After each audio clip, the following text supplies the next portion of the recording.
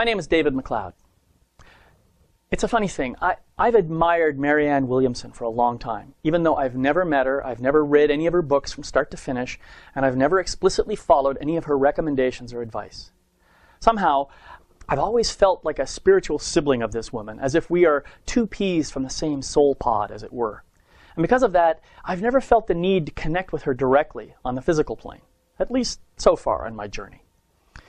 And yet, I've never failed to be moved by one of the early paragraphs from her book, A Return to Love, which has been widely quoted and has even managed to grow into a poem that has touched millions of people by now. Now that paragraph starts out like this. Perhaps you've heard these words before. Our deepest fear is not that we are inadequate. Our deepest fear is that we are powerful beyond measure.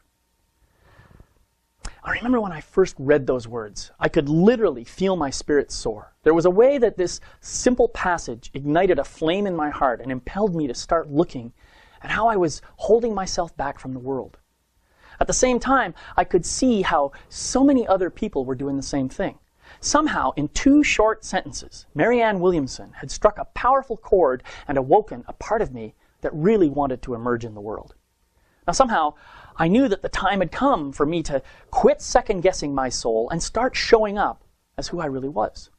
The awareness hit me that I had to stop giving in to my endlessly fearful ego mind and start paying attention to my boundless and expansive authority within.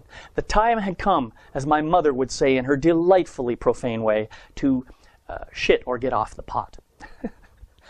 Well, in the years since I was first touched by Marianne's brilliant words, I've done a great deal of personal inner work, and I've connected very deeply with my soul and with my spiritual purpose in life.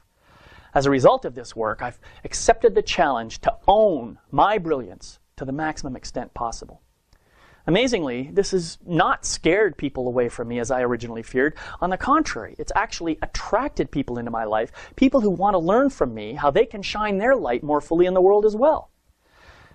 And when I see others step into their own magnificence and claim the truth of who they really are, I feel greatly blessed and thankful, knowing that in some small way, my light is encouraging and empowering them to shine more brightly. May your light grow and magnify so that you will shine like the star you are truly meant to be.